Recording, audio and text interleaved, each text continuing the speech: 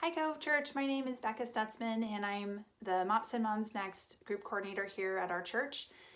So one of the things that I love about my dad is that he is really fun to watch open up gifts. And it isn't that my dad loves gifts. In fact, he would probably be one of the first people to tell you, don't get me anything.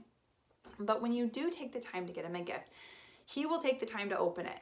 And what I mean is he opens up the gift, if it's a shirt or a hat, he tries it on.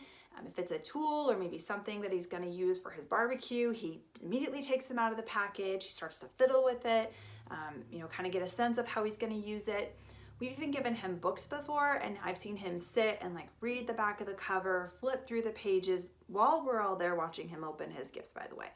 But he takes time with each gift to really appreciate it. And as a gift giver, it makes you feel really good because you know that he's enjoying what you've given him. This makes me think about God and how he gives us lots of gifts every day in our lives. They're all around us.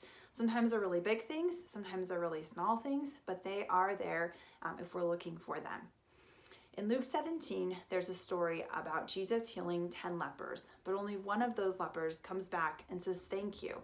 And that story has always struck with me.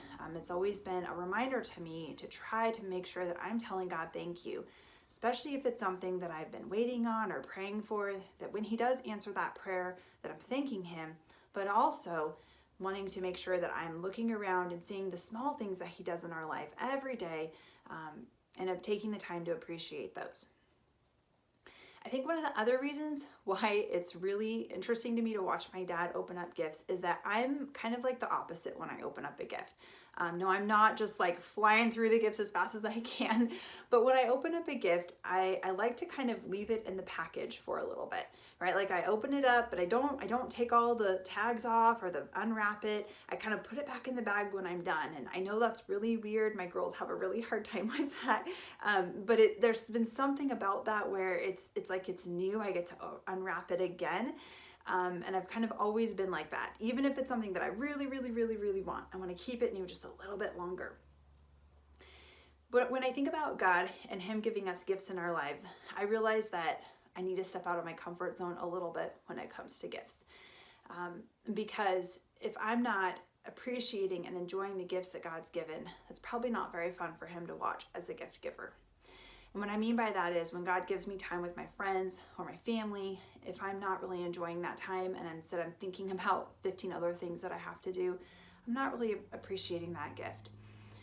When I start to think about a bigger house or a better car or something else that I might want, I'm not really appreciating the things that God has given me.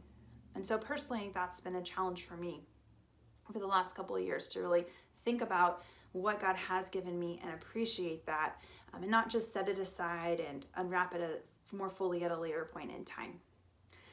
Before I go, if you're listening to this and you are thinking, man, I'd like to lean into gratitude, I'd like to just share an easy 14-day gratitude challenge. This was something that we heard a couple of years ago from speaker Mary Messina through MOPS International. Our group has done it a couple of times, and the people that have participated always really enjoy it. And basically, for 14 days, you pick 3 things at the end of every day that you're thankful for, and then you share them with someone else via a text message. Now, you obviously talk with this person ahead of time, so they're not getting random text messages from you, and it's the same person, or we've even done this with groups of 3 or 4 for the 14 days. And it's just a really great way to build community and connection with someone. And when you're texting them, you're not texting this whole long story about your day and how everything went wrong, but hey, here's my 3 things. It's just your 3 things. So it's really simple. The nice thing about this challenge is that it is quick and easy. It is simple. If you miss it a day, you can pick it up the next day, but it gives you a chance to stop and pause and think and just appreciate the things that God is doing in our lives, both big and small. So it definitely can be something huge, God provided financially, but it also can be something nice and simple, like the weather was great and we went outside and that was really refreshing for our family. Or I didn't burn dinner tonight, or I got to have a conversation with family or friends. And it really just allows you to see those things, those gifts that God gives us every day, and to take the time to appreciate them. So with that, we're going to be heading into a season of Thanksgiving, a season of gift giving, and my hope and prayer is just that these words would encourage you as we head into those seasons and just bless you in your daily walk with Christ. Have a great day. Thanks.